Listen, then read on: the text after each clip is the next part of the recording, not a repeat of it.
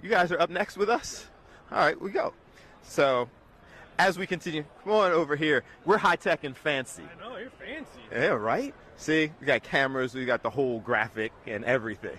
Fancy. Introduce yourself to our streaming audience. I'm Raphael Esparza from Sideline Sports. JB Ellis, Sideline Sports. Okay. So, Sideline Sports is a lot of different things. Kind of you're betting experts, you're here for the information. What's the kind of highlight of being here for you guys right now?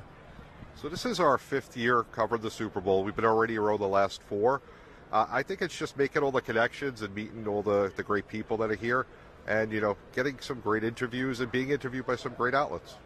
Seeing it over that many years, do you see, I'm new to this, so I'm still doing oh my God, this is all pretty cool. Have you seen kind of the evolution of this as it expands and more outlets have access? Well, if you think it's pretty cool now, wait till Wednesday and Thursday, because this is a slow period for Monday. So Tuesday, Wednesday, and Thursday is probably when it kicks up. Friday morning is a little bit, everyone starts breaking down on Friday afternoon to start to go home. But I think Wednesday, Thursday is just madhouse in here.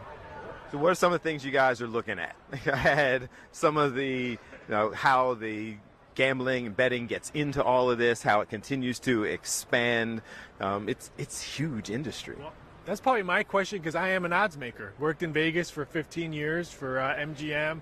Okay. I'm a global odds maker now. I do consulting work for Caesars, MGM, offshore, and stuff like that. So for me, my point of view is I was doing it before it was legal here in the States. So we only had Vegas doing it. So now it's pretty much all over. So I'm tired of people saying, oh, we have addicts and stuff like that. Well, they have addicts when drinking and all that, and you still see commercials on that. So I tell people, if you want to see the true blood of sports gambling, go over to England. Because English Premier League soccer is their NFL, and they've been doing this for 20-plus years. The gambling, remember back then they had gambling and stuff on their shirts, all over the stuff. So it's going to be like that. We just need California, Texas. Florida won't because the mouse is over there. So I think once the mouse is going to be there, it's going to be a hard time to get Florida. But I think California, Texas is when the United States really booms up for sports gambling. So real quick, so I think this game opened with the Chiefs like a 1.5 favorite. Yes. So as an odds maker, what goes into that, and why would obviously the history of the Chiefs, it's in a neutral site, all that stuff. So what would go into that line?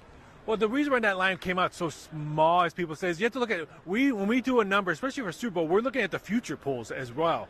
Chiefs been a heavy bet all season long because they're going for the three-peat. Patrick Mahomes, Eagles. Everyone wasn't betting the Eagles that much because they thought Sirianni. Remember, I think week 2 and 3, fire Sirianni. We don't want him here and stuff like that. Now he's back in the Super Bowl. Right. But the number should have been around 3 or 4. But the way the Eagles play defense, the way Barkley has run the ball, we would get crushed if Eagles money if we made the Chiefs what they really should be, probably a 3-point favorite.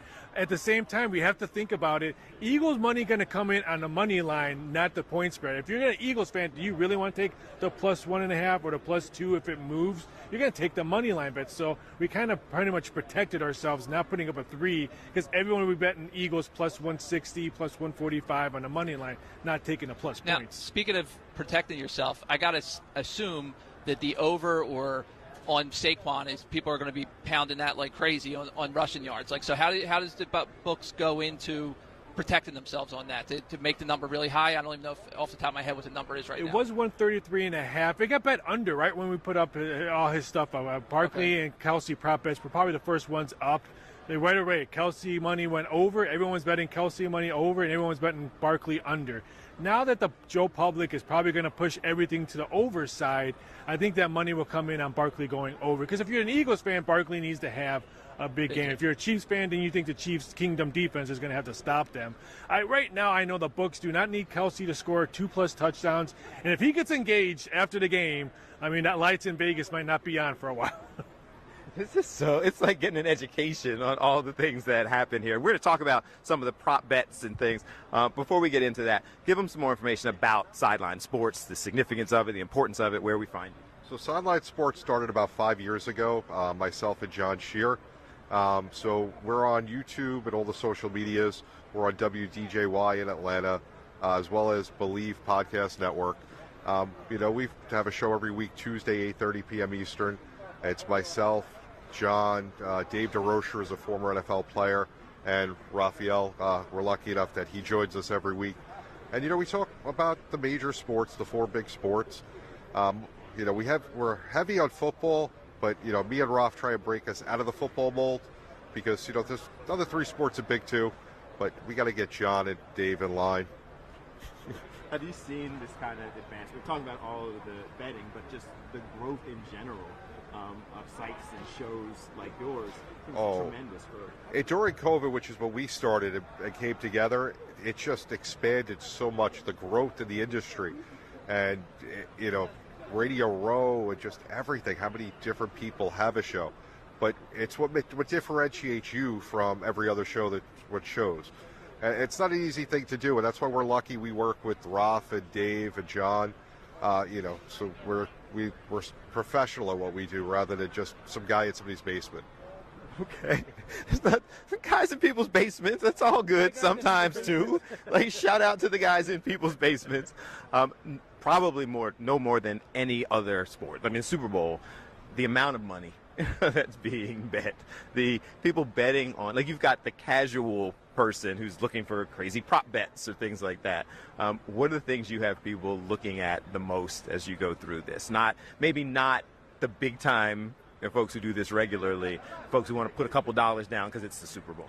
I mean, player prop bets are probably the big thing now. For Super Bowl parties, you can bet on commercials. What commercial is going to be shown first? You can bet on the national anthem. John Batiste is doing a national anthem. Will he be on the piano? Is -$4 is the yes. So there's other ways, and I like the way my industry is odds makers make Super Bowl enjoyment for everybody, not just the people who want to watch the game, but wives and people who just don't like football. But you can bet on anything you want, on the commercials, coin toss, halftime show. Well, Kendra Lamar mentioned Taylor Swift in the halftime show. It's 7-1 that he mentions her. So that's the kind of stuff that I like to bring enjoyment when I do my job for betting odds and stuff. But for me, it's fun. Everyone thinks the Super Bowl is the biggest bet sport. It is dollar-wise, but it doesn't compare to March Madness ticket written wise, because March Madness is 4 straight days of tip off at 9 a.m. and the last tip off at 9 p.m.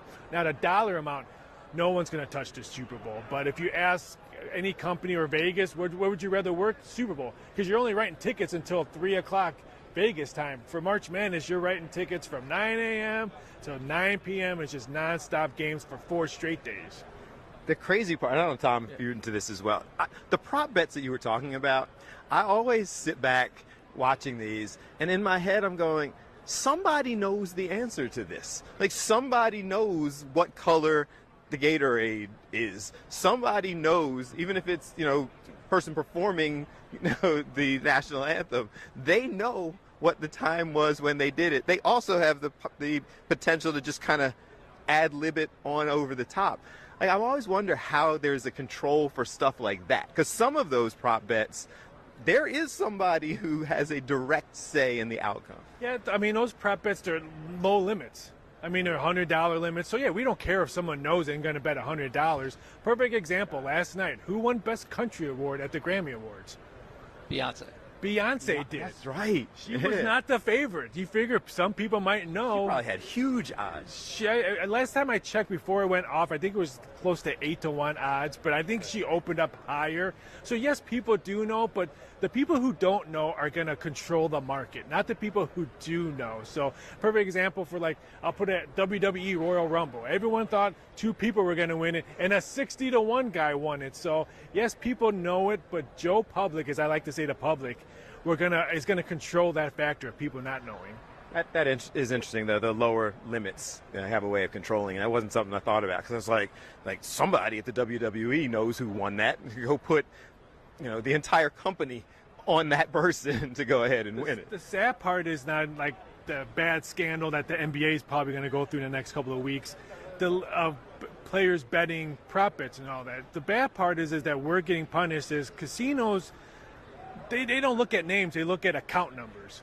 So they see a guy that maybe lost $10,000 on the Buffalo Bills game, and now he's betting an NBA prop bet and he wants to bet more than a limit bet. It's maybe $1,000 or more. They're not looking at what he's betting. They're looking at, we just took this guy's money on Buffalo. Well, let's give him more money on his prop bet, not knowing that, hey, maybe something's fishy on that. They could care less. They want that money that the guy lost on Buffalo. They want more of that money. I think that's what needs to change here, especially in the States, to control it so we don't have these bad influences. Cool. Tell us a little bit, again, Sideline Sports, where do we find you? Where do we get this information? What's coming next? All the good stuff, because I'm going to go check it out because I'm betting Gatorade. So it's at Sideline Sports 1 on Instagram, at Sideline Sports 1 on YouTube, every Tuesday, 8:30 p.m. Eastern. You can also see it on X, at myX, at JB_the program. Raph has a segment every week, 9 p.m. Eastern. And we're on WGJY 99.1 in Atlanta, as well as Believe Podcast Networks. Appreciate you guys coming through. You said purple? Purple. But Chiefs, back-to-back Super Bowl champs, dumped purple. The number one drink of Gatorade color here in New Orleans is purple. Why do you know that? It's his job to know that. He knows the prop bets he makes, and he's so knowledgeable about it. It's amazing. The number one Gatorade color here is purple. Jeez. All right, we're going to take a break. Fox Local, Fox 29, Fox 29 YouTube, it's Superstream 59. We are live at Media Row at the Super Bowl. Go purple.